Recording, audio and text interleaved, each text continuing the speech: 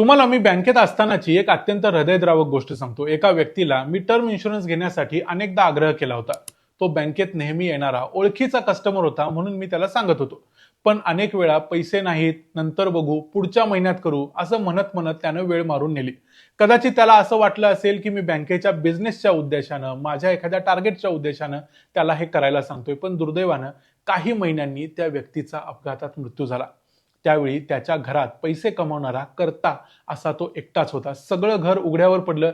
त्याची पत्नी नंतर माझ्याकडे विचारायला आली की त्यांचा काही इन्शुरन्स वगैरे होता का। त्यावेळी त्यांना मी ही गोष्ट सांगितली नाही, कारण तसं सांगणं योग्य झालं नसतं। पण त्या व्यक्तीने माझं तेव्हा ऐकलं असतं तर त्याच्या पत्नीला कुठेही जाऊन हे विचारायची, चौकशी करायची गरजच लागली नसती। पण तरीही त्या व्यक्तीच्या पत्नीला मी पैसे मिळवून दिले। ते कसे मिळवून दिले, त्यासाठी मी काय करून ठेवलं होतं ते मी या व्हिडिओच्या शेवटी सांगेनच।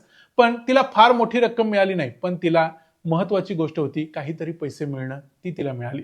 पण अगदी सहजपणे महिन्याला नुसत्या चहावर जेवढे पैसे आपण खर्च करतो तेवढ्या पैशात आपण टर्म इन्शुरन्स विकत घेऊ शकतो। आज थोडासा वेगळा व्हिडिओ मी करतोय। नेहमी तुम्हाला इतिहास, राजकारण, आंतरराष्ट्रीय राजकारण मी सांगत असतो, पण आज तुम्हाला तुमच्या फॅमिलीसाठी जी कंपल्सरी गोष्ट केली पाहिजे ती गोष्ट सांगतोय, ती म्हणजे टर्म इन्शुरन्स। पुढची फक्त 10 मिनिटं मला द्या। तुम्हाला इन्शुरन्स एजंट येऊन कधीही ही सगळी गोष्ट सांगणार नाही।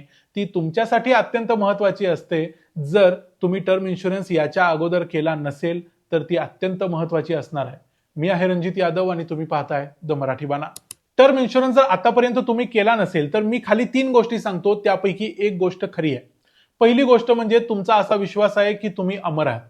दुसरी गोष्ट म्हणजे तुम्हाला कुठलीही जबाबदारी घ्यायची नाहीये, आपल्यानंतर आपल्या मुलांची, परिवाराची सुद्धा जबाबदारी घ्यायची नाहीये। आणि तिसरी गोष्ट म्हणजे तुम्हाला टर्म इन्शुरन्स या कन्सेप्ट बद्दल अजिबात काहीच माहिती नाही। ज्यांच्यासाठी पहिल्या 2 गोष्टी लागू असतील तर तुम्हाला नमस्कारच आहे। तुम्ही हा व्हिडिओ स्किप करून जाऊ शकता, काहीतरी एंटरटेनिंग बघू शकता। ज्यांच्यासाठी तिसरी गोष्ट लागू असणार आहे त्यांच्यासाठी मला सांगायचं आहे की तुम्ही टर्म इन्शुरन्स कसा घेऊ शकता, त्यासाठी काय करावं लागतं आणि टर्म इन्शुरन्स म्हणजे असतं तरी काय। कारण लाईफ इन्शुरन्स म्हणून जी गोष्ट तुमच्या गळ्यात मोठ्या मोठ्या पैशांच्या स्कीमा घातल्या जातात, बरेचसे एजंट तुमच्याकडे येतात। इन्शुरन्स एजंट दिसला की आपल्याला रस्ता बदलावा लागतो, हे खरंच आहे, आम्हालाही बदलावा लागतो। लाईफ इन्शुरन्स चांगलं असतं, पण लाईफ इन्शुरन्स केलं नाही म्हणजे काही गुन्हा होत नाही। पण टर्म इन्शुरन्स न करणं हा तुमच्या परिवारासाठी तुम्ही केलेला गुन्हा ठरू शकतो। तर टर्म इन्शुरन्स म्हणजे लाईफ इन्शुरन्सचाच एक प्रकार असतो। याच्यामध्ये तुम्ही पैसे वाचवत नाही, पण तुम्ही तुमच्या कुटुंबाला मात्र नक्कीच वाचवता। जेव्हा वडील निघून जातात तेव्हा त्यांनी पाहिलेली जी स्वप्न असतात ती त्यांच्या बरोबर जायला नकोत। त्यांच्या जाण्यानंतर देखील त्यांचं कुटुंब एक सन्मानाचं आयुष्य जगू शकतं, कुठल्याही कर्जामध्ये न बुडता। पण लाईफ इन्शुरन्समध्ये पॉलिसी संपल्यानंतर तुम्हाला पैसे कधी परत मिळणार, किती मिळणार याच्याबद्दलचं एक गाजर दाखवलं जातं, जे टर्म इन्शुरन्समध्ये दाखवलं जात नाही। त्यामुळे टर्म इन्शुरन्सचा जो हप्ता असतो तो अत्यंत कमी असतो। म्हणजे महिन्याला 400-500 रुपयांचा हप्ता भरून साधारणतः 50 लाख ते 1 कोटी रुपयांचा टर्म इन्शुरन्स तुम्ही आरामात घेऊ शकता।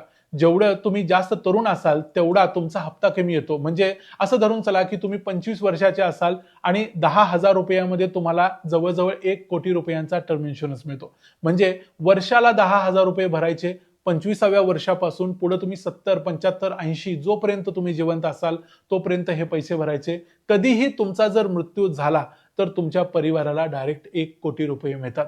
याच्यामध्ये कोणतेही प्रश्न विचारले जात नाहीत। लगेच तुमच्या डोक्यात मग प्रश्न येईल की जर आम्हाला काही झालं नाही तर मग पैसे परत मिळणार काय। तर अशा पैसे परत मिळण्याच्या देखील काही स्कीम्स असतात। तुम्हाला जर त्या पाहिजे असतील तर तुम्ही त्या देखील करू शकता। पण वर्षाला 10,000 रुपये घालून, म्हणजे दिवसाला फक्त 30 रुपये एक्स्ट्रा खर्च करून तुम्ही तुमच्या आयुष्याचा, तुमच्या पुढच्या पिढीचा प्रश्न नक्कीच सोडवू शकता। तुमच्या डोक्याची चिंता कायमची मिटवू शकता। पैसे परत मिळण्याच्या स्कीममध्ये थोडेसे जास्त पैसे भरावे लागू शकतात, पण ती स्कीम तुम्हाला पाहिजे की नाही हा तुमचा चॉईस असेल। मग तुम्ही म्हणाल की आमचं वय जर जास्त असेल, म्हणजे समजा तुमचं वय 30, 35, 40, 45 असेल, तर यावेळी तुमचा वार्षिक प्रीमियम जो आहे तो थोडासा वाढेल। पण यावेळी तुमचं उत्पन्न देखील जास्त असणार आहे, त्यामुळे तेवढा प्रीमियम तुम्ही आरामात भरू शकता। आणि तुमचं आता जे वार्षिक उत्पन्न असेल त्याच्यापेक्षा साधारणतः 20 पट वगैरे टर्म इन्शुरन्स तुम्ही आरामात घेऊ शकता। म्हणजे तुमचं वार्षिक उत्पन्न समजा जर 3 लाख असेल तर 3 लाख गुणिले 20 म्हणजे साधारणतः 60 लाख रुपयाचा टर्म इन्शुरन्स तुम्हाला आरामात मिळतो। आणि असं काही कंपल्सरी नाही की तुम्ही 50 लाखाचाच किंवा 1 कोटीचाच इन्शुरन्स घ्यायला पाहिजे. तुम्ही 5 कोटीचा 10 कोटीचा देखील टर्म इन्शुरन्स घेऊ शकता. तुमच्या उत्पन्नावर आणि तुम्हाला किती प्रीमियम भरायचा आहे याच्यावरती या गोष्टी अवलंबून आहेत. पण याच्यामध्ये सर्वात महत्वाची गोष्ट ही आहे की जर तुम्ही घरातले कर्ते असाल आणि तुम्हाला कधीही काही झालं, अचानक काही झालं, तर घरचे ईएमआय, कारचे ईएमआय, तुमचं कर्ज, या सगळ्या गोष्टींची चिंता तुमच्या परिवाराला करायची गरज लागत नाही. तुम्ही अशा प्रकारचे टर्म इन्शुरन्स ऑनलाईन खरेदी करू शकता. भारतातल्या सर्वात जबरदस्त कंपन्यांच्याकडून खरेदी करू शकता. अनेक इन्शुरन्स कंपन्यांचे प्रीमियम एकमेकांशी कंपेअर करू शकता. त्यातलं सर्वात चांगलं कुठलं आहे ते निवडून तुमच्या मर्जीनं तुम्ही हे सगळं ऑनलाईन घरात बसून करू शकता. आणि यामध्ये तुम्हाला 15% डिस्काउंट देखील मिळतो. त्यासाठी डिस्क्रिप्शनमध्ये दिलेली लिंक वापरा. ही लिंक मी कमेंटमध्ये देखील पिन करून ठेवतोय. अतिशय सोपी वेबसाईट आहे. यावरती जाऊन तुम्ही तुमच्या डिटेल्स टाकल्या म्हणजे तुमचं वय, जन्मतारीख, नाव, मोबाईल नंबर या गोष्टी टाकल्यानंतर तुम्हाला आत्ता मार्केटमध्ये असणाऱ्या सर्व पॉलिसीज आणि त्यासाठी लागणारा प्रीमियम तुमच्या समोर येतो. त्यामध्ये कोणती पॉलिसी चांगली, तुमच्यासाठी त्यात कोणकोणत्या सोयी सुविधा मिळतील हे सांगण्यासाठी त्यांची एक टीम तुम्हाला मदत करत असते. दुसरी गोष्ट म्हणजे तुम्ही 10 पॉलिसी समोर ठेवल्या आणि त्यांची तुलना करून तिथंच बघू शकता आणि भविष्यात जर कधी क्लेम सेटल करायची वेळ आली तरी देखील ही वेबसाईट तुम्हाला बॅकएंड सपोर्ट देते. कस्टमर केअर तुमच्या परिवाराला मदत करू शकतो. अशा अनेक वेळेला आपला जो एजंट असतो, जो आपल्याला स्कीम गळ्यात घालण्यासाठी येत असतो, तो आपले फोन उचलत देखील नाही. याचा अनुभव तुम्हाला देखील आला असेल. त्यामुळे टेक्नॉलॉजीचा वापर करा आणि त्याच्या आधाराने ही पॉलिसी करा. फक्त अशा पद्धतीचा कुठलाही टर्म इन्शुरन्स निवडताना काही चुका या टाळल्या पाहिजेत. म्हणजे काही गोष्टी बघायला पाहिजेत. त्यामध्ये पहिली महत्वाची गोष्ट म्हणजे क्लेम सेटलमेंट रेशो किती आहे हे बघायला पाहिजे. म्हणजे जर एखाद्या व्यक्तीचा मृत्यू झाला आणि त्याचा क्लेम जर कंपनीकडे गेला, असे 100 क्लेम जर गेले तर कधी कधी काही कारणास्तव ती कंपनी क्लेम रिजेक्ट करू शकते. आपण अशा कंपनीकडून टर्म इन्शुरन्स करायचा ज्या कंपनीचा असा क्लेम रिजेक्ट करण्याचा टक्का अत्यंत कमी आहे. अनेक इन्शुरन्स कंपनी आहेत ज्यांचा क्लेम सेटलमेंट रेशो 97%, 98%, 99% वगैरे असतो. एखाद दुसराच क्लेम रिजेक्ट केला जातो, अन्यथा सर्व लोकांना तो दिला जातो. अर्थात ज्यांचा रिजेक्ट होतो त्यांचे काही सिरियस प्रॉब्लेम्स असतात म्हणून रिजेक्ट होतो. पण तरीही नुसता क्लेम सेटलमेंट रेशो न बघता आणखी क्लेम सेटलमेंट बाय व्हॅल्युएशन हा रेशो देखील बघितला पाहिजे. म्हणजे छोटे छोटे सगळे क्लेम कंपनी सेटल करते आणि मोठे क्लेम मात्र सेटल करत नाही, असं व्हायला नको आणि त्यामुळे आपली फसवणूक व्हायला नको. म्हणून हा दुसरा पॅरामीटर सुद्धा बघायला पाहिजे. आपण आपल्या रोजच्या कामामध्ये धावपळीमध्ये असतो. प्रत्येकाला वेल्थ क्रिएशन करायचं आहे, जास्तीत जास्त पैसे मिळवायचे आहेत. अनेक लोक आजकाल म्युच्युअल फंडमध्ये, शेअर्समध्ये, कमोडिटीजमध्ये, फ्युचर्स, ऑप्शन्स वगैरे सगळ्यामध्ये पैसे गुंतवायला लागले. गोल्ड आणि सिल्वरमध्ये देखील इन्व्हेस्टमेंट व्हायला लागली. कारण या सगळ्यांच्याच किमती अतिशय वेगानं वाढत आहेत. आजकाल अनेक मराठी माणसं हे सगळं करतायत. ही गोष्ट अत्यंत चांगली आहे. ती बघून मला आनंदच होतो.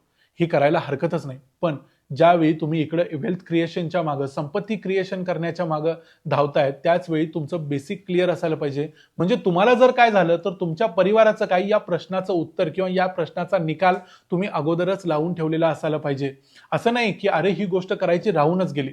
कारण शेअर्स, म्युच्युअल फंड्स किंवा इतर गोष्टी या होतच राहतील. जेवढा तुमच्या डोक्यात या चिंता कमी असतील तेवढा जास्त वेळ तुम्ही तुमच्या कामामध्ये, तुमच्या बिझनेसमध्ये देऊ शकता. जर तुम्ही ट्रेडिंग करत असाल तर त्यात देऊ शकता. पण त्यासाठी ही झिकझिक डोक्यात अजिबात ठेवायची नाही आणि टर्म इन्शुरन्स त्यासाठी जरूर केला पाहिजे. आणि तुम्ही तुमच्या बँक अकाउंटला जर एकदा स्टँडिंग इन्स्ट्रक्शन देऊन टाकले तर मग तुमचं क्रेडिट कार्ड असेल, यूपीआय असेल किंवा इतर कोणतंही माध्यम असेल त्या माध्यमातून हे पैसे प्रत्येक वर्षाला किंवा महिन्याला तुम्ही जसं म्हणाल तसं डिडक्ट होत राहतात, आपोआप कट होतात. तुम्हाला त्याकडे बघत बसावं लागत नाही. पण जेवढे तुम्ही तरुण असाल तेवढ्या लवकर या टर्म इन्शुरन्सची सुरुवात करणं कधीही चांगलं.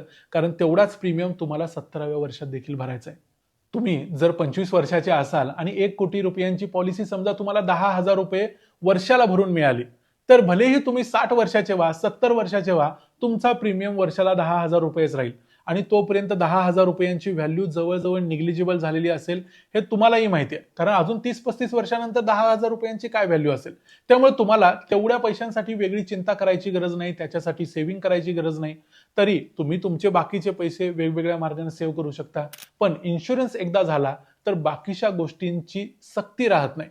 कारण आयुष्याची काही गॅरंटी नाही, कधीही काही होऊ शकतं हे तुम्हाला सर्वांना माहिती आहे. हा अनुभव तुम्ही सर्वांनी घेतलेला आहे. आणखी एक गोष्ट म्हणजे टर्म इन्शुरन्स बरोबरच तुम्हाला क्रिटिकल इलनेस कव्हर नावाचा एक कव्हर मिळतो. त्याच्यासाठी तुम्हाला थोडा एक्स्ट्रा प्रीमियम द्यावा लागतो. जसं की 100 रुपये दिले तर 25 ते 30 लाखांचा क्रिटिकल इलनेस कव्हर एक्स्ट्रा मिळतो. म्हणजे जर तुम्हाला काही गंभीर आजार झाला, कॅन्सर सारखा आजार झाला, अशा आजारांशी लढण्यासाठी भरपूर पैसे लागतात. त्या पैशाची सोय तुमच्याकडे असतेच असं नाही. त्यावेळेला अशा पॉलिसीमध्ये तुम्हाला कव्हर मिळतो आणि त्या आजाराला तुम्ही भिडू शकता. काही पॉलिसीजमध्ये ॲक्सिडेंटल कव्हर सुद्धा मिळतो. म्हणजे एखादा अपघात झाला आणि परमनंटली तुम्ही जर हातपाय गमावले तर तुमचं जे काही डॅमेज झालंय त्या प्रमाणात तुम्हाला पैसे मिळतात.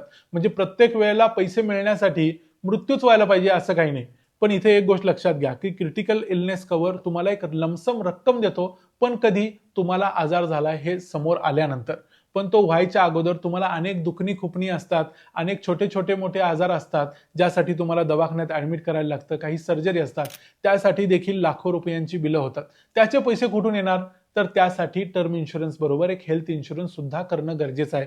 काही लोकांना वाटतं हे महाग आहे, पण हे खरं तर महाग नाही. हेल्थ इन्शुरन्सचे प्रीमियम सुद्धा महिन्याला 400-500 रुपये देऊन तुम्ही मिळवू शकता. काही लाखांपासून काही कोटी रुपयांचे हेल्थ इन्शुरन्स क्लेम देखील मिळतात. कधी एखादं अचानक ऑपरेशन करावं लागलं तर आयुष्यभर कमावलेला पैसा तिथं खर्च करावा लागतो, अशी उदाहरणं देखील तुम्ही पाहिलेली आहेत. त्यासाठी मी तुम्हाला हेल्थ इन्शुरन्स साठीची लिंक सुद्धा डिस्क्रिप्शनमध्ये देतोय, कमेंटमध्ये देऊन ठेवतोय, जिथं तुम्ही भारतातल्या सर्वात विश्वासू अशा हेल्थ इन्शुरन्स कंपन्याचे हेल्थ इन्शुरन्स कम्पेअर करू शकता आणि त्याच्यावर 25% डिस्काउंट मिळवू शकता. मृत्यू झाला तर तुमच्या परिवाराला टर्म इन्शुरन्स वाचवतो, पण हे तुमच्या नंतर आहे. हेल्थ इन्शुरन्स जर करून दिला तर तुमच्यावर ही वेळच येणार नाही. आता राहिला प्रश्न, त्या स्त्रीला मी पैसे कसे मिळवून दिले? तर ज्यावेळी ही मोठी इन्शुरन्स पॉलिसी म्हणजे टर्म इन्शुरन्स पॉलिसी करायला तो कस्टमर तयार नव्हता, त्यावेळेला मी त्याच्याकडून भारत सरकारची एक 436 रुपयांची प्रधानमंत्री जीवन ज्योती विमा योजना नावाची एक इन्शुरन्स पॉलिसी करून घेतली. ही सुद्धा एक टर्म इन्शुरन्स पॉलिसीच आहे. म्हणजे त्याच्या अकाउंटमधून वर्षाला फक्त 436 रुपये कट झाले होते, पण त्या एका गोष्टीमुळे त्याच्या मृत्यूनंतर त्याचा क्लेम सेटल केला गेला आणि त्याच्या परिवाराला 2 लाख रुपये मिळाले. हा देखील एक टर्म इन्शुरन्स होता जो भारत सरकारनं करून घेतलेला होता. मग आपण जर आपली किंमत जास्त आहे असं समजत असू, आपल्या परिवाराचं 2 लाखात काहीही भागणार नाही हे आपल्या सर्वांना माहिती आहे, मग आपण स्वतःहून 50 लाखाची, 1 कोटीची, 2 कोटीची किंवा 5 कोटीची आपलं जसं उत्पन्न असेल त्याप्रमाणे एखादी टर्म इन्शुरन्स पॉलिसी का करू नये? जेणेकरून आपली सगळी रिस्क, आपल्या नंतरची महत्वाची कर्ज, इतर गोष्टी आपल्या परिवाराला आपल्यानंतर निस्तरायला लागणार नाहीत. तुम्हाला टर्म इन्शुरन्स बद्दलचे अजूनही काही प्रश्न असतील तर ते मला जरूर विचारा.